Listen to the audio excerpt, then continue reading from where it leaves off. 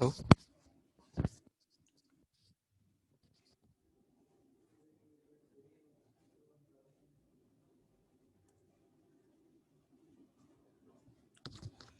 अस्सलाम वालेकुम।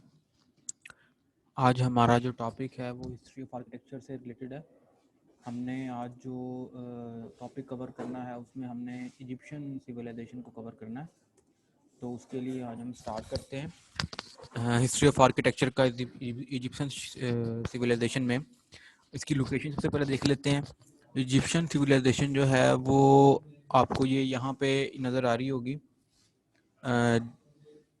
इजिप्ट जो है वो बेसिकली अफ्रीकन कॉन्टिनेंट के ऊपर है और रिवर नाइल इसका जो मेन सोर्स है। हर जो सिटी होती है, जो एशियन सिटी है, वो उसका एक नेचुरल फिनोमिना है कि वो हमेशा एक दरिया के ऊपर बनती है। जैसे ये इजिप्शियन सिविलाइजेशन है, ये दरिया नील के ऊपर आपको नज़र आ रहा होगा। ये दरिया नील मेंशन किया हुआ है, इसके बना हुआ है। उसके बाद आप देखें मेसोपोटामिया, वो भी ये दो दरियाएं हैं, रिवर टिग्रस और यूफ्रेट, इनके दरमियान का जो एरिया है वो मेसोपोटामिया का कहलाता है। इंडस वैली जो है वो तो है ही दरिया सिंध की तहजीब, दरिया सिंध में से ये आपको नज़र आ रहा है। और चाइना में भी ये देखें आप, एक रिवर जो है टाइन हिल रिवर है, उसके वो भी उस रिवर जो है के रिवर के दरमियान एक चाइनीज सिविलाइजेशन जो है वो बन रही थी। ये एक ही टाइम में आज से तकरीबन 3000 बीसी में बिफोर क्राइस्ट, यानी कि तकरीबन 5000 साल पहले, ये जो है अब से 5000 साल पहले ये सब एक ही टाइम पे सिविलाइजेशन एग्जैक्ट यानी कि जो है एग्जिस्ट करती थी। हमने आज बात करनी है इजिप्शियन सिविलाइजेशन के ऊपर। तो हम आगे चलते हैं, इजिप्शियन सिविलाइजेशन के कुछ फीचर्स देखते हैं। इजिप्शियन सिविलाइजेशन बेसिकली ये इनका कास्ट सिस्टम था, सोशल पैरामिड बना हुआ ये इनका, आप देख सकते हैं। ये रिवर नाइल की कुछ ब्रांचेज हैं। ये ऊपर जहाँ ये बेसिकली रिवर नाइल जो है ये ऐसा रिवर है जो एक ऐसा रिवर है जो तकरीबन दुनिया में इकलौता है जो साउथ से नॉर्थ की तरफ बहता है। बाकी सारे नॉर्थ से साउथ की तरफ बहते हैं। ये ऊपर से अथोपिया के पहाड़ों से निकलता है और नॉर्थ वाली साइड पे जाते हुए ये मेडिटेरियन सी के अंदर गिरता है। और आप ये देख रहे हैं, ये इसके कुछ ब्रांचेस, ये गिरते गिरते कुछ ब्रांचेस में तब्दील हो जाता है और वो सारा एरिया जो है सारा पानी मेडिटेरियन सी में गिर जाता है जाके।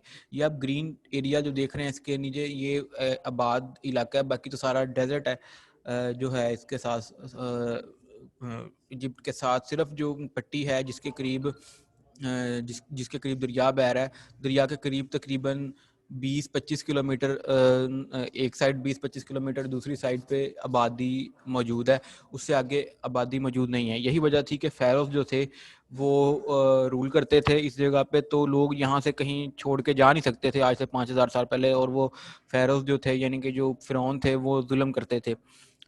लोग जो छोड़ के इस वजह से नहीं जा सकते थे आगे पीछे, क्योंकि इसकी बहुत बड़ी वजह जो थी वो ये थी कि आगे आबादी कोई नहीं थी, रहने की जगह कोई नहीं थी, और आगे खाने पीने का सोर्स कोई नहीं था, क्योंकि पानी तो इसी जगह पे था और इसी जगह पे रहना पड़ता था लोगों को। ना इसके राइट साइड पे जा सकते थे ना लेफ्ट साइड पे, क्योंकि वो तो डेजर्ट था। रहने के लिए जगह तो यही थी सूटेबल, इसलिए यहाँ पे जो फ़ैरोज़ के जो थे, यानी फ़िरौनों के जो जुल्म थे, वो बर्दाश्त करने पड़ते थे। पिरामिड में ये आपको नज़र आ रहा है कि सबसे ऊपर ये कि कास्ट सिस्टम है कि सबसे जो ताकतवर लोग थे, सबसे ऊपर जो लोग थे, कास्ट थी, वो थी फ़ैरोज़ की, जो फ़िरौन थे। उसके आगे, उसके नीचे से जो थे इनके गवर्नमेंट ऑफिशियल जो थे, वो उसके आगे तो जिसमें प्रीस्ट आ जाते थे, नोबल्स आ जाते थे, वजीर आ जाते थे। उसके बाद जो सोल्जर, तीसरा जो दर्जा था वो सोल्जर्स का था। उसके बाद में जो थे स्क्रैबल से जो ये पेंटिंग और जो बाकी काम करते थे, मार्चेंट्स, उसके नीचे मार्चेंट्स आ जाते थे। ये देखें, मार्चेंट्स मतलब ये जो हमारे ताजिर होते हैं, तिजारत करने वाले। उसके आगे आगे जैसे क्राफ्ट्समैन, जो ये जो छोटे छोटे पुतले और बर्तन वगैरह और बाकी सारी चीज़ें बनाते थे। उसके बाद प्लेसेंट जैसे जो जो काम करते थे खेती बाड़ी का, और ये वो सबसे एंड पे जो थे, सबसे लास्ट क्लास जो थी, वो थी जो सबसे जो है काम करने वाले लोग, सर्वेंट जो थे, जो स्लेव्स थे, जो इन लोगों के काम करते थे, जो जिनको खरीदा जाता था। ये इसका पिरामिड था। सबसे ऊपर वाला जो था, सबसे ऊपर वाले जो फ़ैरोज़ थे वो सबसे कम तादाद में थे, जो सर्वेंट थे वो सबसे ज़्यादा तादाद में थे। ये इसका एक और पिरामिड है। ये एक पिरामिड बना हुआ है, असल में ये बता रहा है कि इजिप्शियन हिस्ट्री, टाइम हिस्ट्री क्या है, उसके बारे में बता रहा है। इसके बारे में प्री डायनेस्टी है, अर्ली डायनेस्टी है, ओल्ड किंगडम है जहाँ पे पिरामिड ऑफ च्यूब्स वगैरह बनाए गए। फिर उस तरह आगे पर्शियन बता रहा है कि मिडिल में क्या आया, फिर न्यू किंगडम में क्या आया, लेबियन में क्या आया, लेट पर्शियन में क्या है, ग्रीक में क्या है। लेकिन बेसिकली हमारे पास जो ओल्ड किंगडम है, हमने जहाँ पिरामिड बने उसको हमने स्टडी करना है ज़्यादा। ये इसकी कुछ टाइमलाइन है, टाइमलाइन को हम अभी फ़िलहाल रहने देते हैं। ये 10 कमांडमेंट्स एक मूवी है जिसके अंदर इजिप्शियन जो है उस सिविलाइजेशन को ज़्यादा प्रोमिनेंट किया गया, ये आप देख सकते हैं, नेट पे अवेलेबल है। अच्छा, ये जो इसकी लोकेशन आ गई है, long the river Nile up to Mediterranean sea, a desert with strip of fertile land. देखिए ये इसमें ये लिखा हुआ है कि जो डेजर्ट एक डेजर्ट है उसका उसके अंदर एक स्ट्रिप है के अकॉर्डिंगली। स्ट्रिप मतलब एक लकीर है जिसके आसपास जो है सिर्फ उसके उसके अलॉन्ग जो है वो फर्टाइल लैंड है, यानी कि ज़रख़ेज़ ज़मीन है। उसके अलावा सारा डेजर्ट है। और ये लिखा हुआ है कि रिवर नाइल जो है वो मेडिटेरियन सी तक जाता है। ये आपको नज़र आ रहा होगा पिक्चर में। ये इस पिक्चर में आप देखेंगे तो ये सारा लोअर नीबिया यानी कि अथोपिया वगैरह से निकल रहा है रिवर नाइल, और ये सारा घूमता हुआ अथोपियन आइसलैंड और ये सारा गुजारते हुए ऐसा ऐसा ऐसा ये जाके मेडिटेरियन सी में गिर गया। जिसके मुख्तलिफ कायरो इसका जो था वो कायरो अभी भी इसका दारुल खिलाफा है, कैपिटल है। तो ये पिरामिड है, पिरामिड जो है वो इस जगह पे प्लेस करते हैं। ये रेड सी का एक ब्रांच निकली हुई है। आगे हम देखते हैं, ये वैली ऑफ नाइल सारा इसके बारे में बताया हुआ है कि कहाँ से शुरू हुआ। ये अब देख लें इसके इसके ऊपर ये टेम्पल्स हैं। यहाँ पे टेम्पल्स के साथ लोअर इजिप्ट जो है की तरफ जाते हुए हम आगे देखते हैं कि मुख्तलिफ क्राफ्ट्समैन और कुछ जो वहाँ के फीचर्स हैं, बिल्डिंग फीचर्स हैं, वो मेंशन किए हुए। एंड पे जाके हमें पता लगता है कि ये पिरामिड जो हैं और स्फिनिक्स जो है एक इंसान की शक्ल का जानवर या जानवर बना हुआ है जो इन्होंने एक एज एंट्रेंस गेट और एक इबादतगाह के तौर पर बनाया हुआ है। और उसके साथ पिरामिड ऑफ ट्यूब्स हैं, पिरामिड्स हैं और उसमें पिरामिड ऑफ ट्यूब भी है। ये वही लोकेशन के बारे में इसके बारे में बताया हुआ है। इसके इनके क्राफ्ट्समैन के बारे में बताया हुआ है, इसके आर्किटेक्चर के बारे में बताया हुआ है। रॉयल टॉम्ब है फर्स्ट डायनेस्टी का, simple brick line room with wooden roof है। Food wine bringing official seal were kept for afterlife, यानी कि ये इनका एक अकीदा था कि मरने के 3000 साल बाद हम दोबारा जिंदा होंगे। तो उसके लिए अपने साथ 3000 साल का सामान जो है वो अपने साथ रखते थे अपनी कब्र के अंदर।